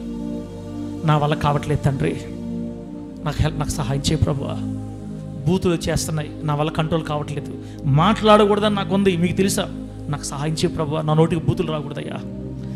ఈ మధ్య మా ఆయన కంటే పక్కల్లో నాకు ఎక్కువ నచ్చుతున్నారయ్యా, నా భార్య కంటే ఎక్కువ వేరే వాళ్ళు నాకు ఇంట్రెస్ట్ ఎక్కువ అవుతుందయ్యా, అయ్యా ఇది నా కుటుంబాన్ని ఏం చేస్తుందయ్యా, అయ్యా వద్దయ్యా, నా వల్ల కావట్లేదయ్యా, ఆ మనిషి ఫోన్లు చేస్తున్నాయ్యా, వీడు ఫోన్ నాకు ఆ వల్ల కావట్లేదు, నాకు హెల్ప్ చేయయ్యా. ఏడవాలి దేవుడి దగ్గర, ఆశ్రయించాలి దేవుడిని. ఈ తాగుడు నన్ను వదిలిపెట్టి వెళ్ళట్లేదయ్యా, నాకు హెల్ప్ చేయయ్యా, నా వల్ల కాదయ్యా, మా పాస్టర్ గారు చెప్పారయ్యా, నా వల్ల నా అంతటి నేను జయించలేనంటయ్యా, నువ్వు సహాయం చేయకపోతే నా వల్ల కాదంటయ్యా అని రోజు దేవుడి దగ్గర కొన్ని నిమిషాలు ఏడుస్తా ఉండు. ఒక రోజు వస్తుంది, ఆయనే నీకు శక్తినిచ్చి నీ హృదయంలో వ్యసనం పుట్టించేస్తావు, దాని మీద పిచ్చి చచ్చిపోద్ది నీకు. అప్పుడు ఒకరికి చెప్పేటట్టుగా దేవుడు చేస్తాడు. మామూలుగా నాకు ఫ్యాన్, ఒక హీరో అంటే నాకు ఫ్యాన్ బాగా ఇష్టం, నాకు బాగా ఉంటలా, ఒక హీరో ఉంటలా. ఇప్పుడు ఆయనకి పెళ్లి కాల, మొత్తం లేచిపోయినాయి. మా హీరో పెళ్లి చేసుకుంటాడంటే పెళ్లి చేసుకోవాలి, ఇంకా మొత్తం కూడా లేచిపోయినాయి, ఇంక పెళ్లి కూడా చేసుకోవడం ఇంకా ఇష్టంలే. ఇప్పుడు నేను ఆయన కోసం ప్రార్థన చేస్తున్నా, ప్రభువా రక్షణ అయ్యా, మారు మనిషి అయ్యా. మన ఈ మధ్య మారు మనిషి పొందాడని చెప్పారు, నాకు నవ్వుకుంటా మాట్లాడుకుంటున్నారు. బంధవేనా? నేనే చెప్తాను బంధవేనా, ప్రభాస్ అంటే ఇష్టం నాకు బాగా, ఎందుకంటే పొడుగుంటాడు, అలాగుంటాడని ఆయన చూస్తే నేను ఫీల్ అయిపోయేది. ప్రభాస్కి మారు మనసు కలగాలయ్యా, కోటీశ్వర్లు అయిపోయారు, ఇప్పుడు డబ్బులో ఉన్నారు వాళ్ళు, మారు మనసు పొందారు. ఈ మధ్యకాలంలో మారు మనసు పొందారని వచ్చే బాప్తిసం కూడా తీసుకున్నాడని వాళ్ళు సంతోషపడ్డా. ఎవరైతే సినిమాలు మన హీరో మనకి అభిమానంగా ఉండాడో ఇప్పుడు ఆ వ్యక్తి మారాలని ప్రార్థన చేస్తున్నా. ఏదైనా ఒక సినిమా సీన్ మనకు వచ్చిందనుకో యూట్యూబ్లో, వెంటనే గుండెల్లో అదిరిపోతున్నాయి, భయం వచ్చేస్తుంది. అది నాకు వచ్చింది కాదు, నాలో దేవుడు పెట్టిన తలంపుది, దేవుని శక్తి నాలోకి వచ్చేసింది. పాపం కనబడితే అసహ్యం వచ్చేస్తుంది, అది నీ అంతటి నీ కలగత్తలే, అది దేవునికి సహాయం చేయాలి. సహాయం చేయాలంటే ఏం చేయాలి తెలుసా? నువ్వు దేవుని ఆశ్రయించాలి. ఒక్కడ కూడా నీతిమంతులు లేడమ్మా, ఎవరు నీతిమంతులు కాదు, ఇక్కడ అందరూ పాపులే. ఆయన మన కోసం కాచిన రక్తాన్ని బట్టి మన నీతిమంతులు అయ్యాం. అట్లాగని దాంట్లోనే ఉండకూడదు. మీరు పైకి లేచిందాక పడతాలు వేస్తూ ఉంటారు, ఒకరోజు దేవుడు మిమ్మల్ని నిలబెట్టేస్తాడు అంతే. నువ్వు ఎంత ఘోర పాపివైనా నిన్ను కడిగి దేవుడు నిలబెట్టుకుంటాడు, అంతేగాని మనం ఏడవకూడదు, దిగులు కుంగిపోకూడదు, దేవుడు దూరం అయిపోకూడదు. రాత్రి సినిమా చూసావా? ఏడు దేవుడి దగ్గర, నేను చెప్పాను కదా, ఇంటర్వెల్ దాకా సినిమా చూసేది, ఇంటర్వెల్ ఏడస్తా ఉండేది. ఇక్కడ ప్రభా కానుగుపేటలో డబ్బులు తీసుకొచ్చి అలాంటి వాళ్ళు బతకూడదు ప్రభా. మళ్ళీ బొమ్మ పడేదాడ మళ్ళీ చూసేసుకొని ఇంకా మళ్ళీ సినిమా చూసేది. మళ్ళీ ఎక్కబనా నా బాధ ఏంది, నీ బాధ ఏంది ఎక్కబనా. ఇప్పుడు ఇంటర్వెల్ దాకా సినిమా చూసేది. ఆ ఇంటర్వెల్ అయిపోయిన తర్వాత ఏడస్తా ఉండేది అనుకోని. ఇంకా అందరు బయటికి పోయి తింటూ వస్తారు కదా, 10 రూపాయలు తెచ్చుకుంది, ఇంక తింటాను కూడా ఏం లే, ఇంక ఏడస్తా ఉండేది. ఏందిరా బావా, ఏందిరా ఏడుస్తున్నావు బావా? ఏముందలేరా, సందా డబ్బులు తెచ్చి సినిమాలు చూస్తున్నా. ఒరే వదిలేరా బావా, ఎన్ని మనం పడుచుకోకూడదా అనేదోడు. నాకు గుండెల్లో వేదన, మంట. ఏంది నేను చేసే పని? మనం అంటే బలిపీఠం దగ్గర వాయిద్యాలు కొడతా ఉంటాం, వాక్యం మనకు తెలుసు కాబట్టి నాకు భయం వేసేది. పాపం వాడు అప్పుడప్పుడు వచ్చేవాడు, వాడికే ఉండి బావానవా దానికేముంది కానీ వాళ్ళే మనకేమైనా ఇస్తారేంది, ఏం మనం ఏమైనా వేలు దొంగతనం చేసామా, 20 రూపాయలే అనేది ఆయన, ఆ పెదరు మా ఫ్రెండు. నేను ఇంటర్వెల్లో ఏడ్చేది నా దేవుడు చూడలేదా? చూశాడు. ఇక లాస్ట్ 5-10 నిమిషాలు లాస్ట్ ఫైట్ జరుగుతుంటుంది. లాస్ట్ ఫైనల్ ఫైట్ అయిపోతే ఇంకా పాట సినిమా అయిపోద్ది. ఇంకా మళ్ళీ ఏడుపు, ఇంక నుంచి సినిమా చూడకూడదు, ఇంకా ఇదే లాస్ట్, ఇంకొక అవకాశం ఈ ప్రభు, ఇంకా చూడను ప్రభు చే అని. ఇక మళ్ళా దిగులు, ఏడ్చి వ్యాధులు వస్తాయి బయటికి, సినిమా హాల్లో చట్ట చేసి బయటికి. ఒక్కరోజే మళ్ళీ తర్వాత రోజు వచ్చిందంటే, రే బావా నువ్వు తెమ్మంటావు నన్ను తెమ్మంటావా, నేనే తెస్తాలేరా, రాత్రి అయిపోయింది వేసేసా, మళ్ళీ రెండో సినిమా, మళ్ళీ ఏడిపో. ఇలా కొన్ని సంవత్సరాలు నేను ఆ పాపంతో పోరాడిపో, నా వల్ల గాల ఏడ్చి ఒక టైం వచ్చింది. 2012 సంవత్సరం 2011 డిసెంబర్లో నేను ఉన్నప్పుడు దేవుడే తన అమూల్యమైన శక్తి నా మీదకి పంపి ఇక సినిమాలంటే ఇంట్రెస్ట్ లేకుండా చేసాడు దేవుడు. వాడు ఈ మధ్యకాలంలో ఇప్పుడు చనిపోయాడు అన్న, వాడు చనిపోయాడు, మొన్నే హార్ట్ అటాక్ వచ్చి చనిపోయాడు. చిన్న వయసులోని 2 చిన్నపిల్లలు చనిపోయాడు మొత్తం. వాడు నన్ను అడిగేవాడు అప్పుడప్పుడు. నేను అల్లూరులో సభలో వాక్యం చెప్పేవాడు కదా, అల్లూరులో సభలు పెట్టి వాక్యం చెప్పేవాడిని. అందరు ప్రార్థన చేసుకున్న తర్వాత లాస్ట్లో వచ్చేవాడు నా దగ్గరికి, బావా ఒక మాట అడప్ప, ఏమనుకో బాకు, నిజంగా నువ్వు సినిమాలు మానేసావా బావా? దొంగతనంగా ఫోన్లన్నా చూడవా? ఎట్టుండేవాడు రా నువ్వా? నేను వద్దన్నా కూడా డబ్బులు తెచ్చి పోదాం రా అనేవాడువా? రే ఇంత స్టేజ్ మీద వాక్యాలు చెప్తున్నావు, సినిమాలు నిజంగా మానేసావా? అమ్మ ఈ మాట్లాడి మీకు ఎందుకు చెప్తున్నానంటే, అబ్బా అట్టది ఏం కాదు అనుకోవడానికి కాదు, నువ్వు పడిపోయి ఉన్నా కూడా నువ్వు దిగులు పడకూడదని. అయితే ఏడుపు మాత్రం మానకూడదు. నేను నిలబడాలని ఆశ ఉంది నాయన, నా వల్ల కావట్లేదు నాయన, నన్ను నిలబెట్టిన ఆయన, నన్ను నిలబెట్టి తండ్రి, నువ్వు నిలబెడితే నేను నిలబడతా. బతకాలని ఆశ ఉంది, నా వల్ల కావట్లేదని ఏడుస్తూ ఉంటే ఒక రోజు వస్తుంది, నీకు గుర్తుపెట్టుకో, నీ మీద దేవుడు దైవికమైన శక్తిని పంపి ఆయనే నీకు హెల్ప్ చేసి, నీ బలహీనత ఏదో అదంటే నీకు అసహ్యమేటట్టుగా, సీసా కనపడితే వాంతి వస్తుంది, నీకు బీడి కనపడితే వాసన పడితే ముక్కులో పగిలిపోతాయి నీకు, అసలు అటువంటి శక్తితో నిన్ను నింపి సమాజానికి ఆశీర్వాదకరంగా మారుస్తాడు. చప్పలు కొట్టు ఒకసారి, ఏసై గట్టి చప్పలు కొట్టు. ఇంత మాటలు చెప్పిన కూడా చప్పలు కొట్టు మరో గట్టిగా. యేసు నామమునకే మహిమ కలుగును గాక. హల్లెలూయా ఆమేన్. ఇక నేను చెప్పను, అయిపోయింది, ఇంకా ఒంటరితనం లేదు, ఏమీ లేదు. ఈ మాటకు నాకు ఎంత ఆనందంగా ఉందంటే, అబ్బా ఇశ్రాయేల్ పాస్టర్ ఈ మాటలు చెప్పింది, అవును దేవుడు మన నోరు దాగితే నలుగురు ధైర్యం చెప్పే మాటలు మాట్లాడిస్తాడు మన ద్వారా. కాబట్టి కృంగిపోవద్దు. నీ పాపమును బట్టి దోషమును బట్టి ఒంటరితనంగా అనుభవిస్తున్నావేమో, దేవుడు నిన్ను హృదయపూర్వకంగా ప్రేమిస్తున్నాడు. మోకాళ్ళుంచి ఒక్క మాట ప్రభుతో చెప్పు, నిజమేనైనా నా వల్ల కావట్లేదు, నీ కోసం బ్రతకాలనుంది, నన్ను క్షమించు ప్రభు అని కన్నీళ్ళు విడిచి ప్రార్థన చేసుకోబో. కొద్ది రోజుల్లోనే నా దేవుడిని నిలబెట్టేస్తాడు. దేవుని నామానికి మహిమ కలుగును గాక. ఈ మాటలు దేవుడు మనకు ఆశీర్వాదకరంగా మార్చి వర్ధలు చేయును గాక. కళ్ళు మూసుకోండి, ప్రార్థన చేసుకుందాం.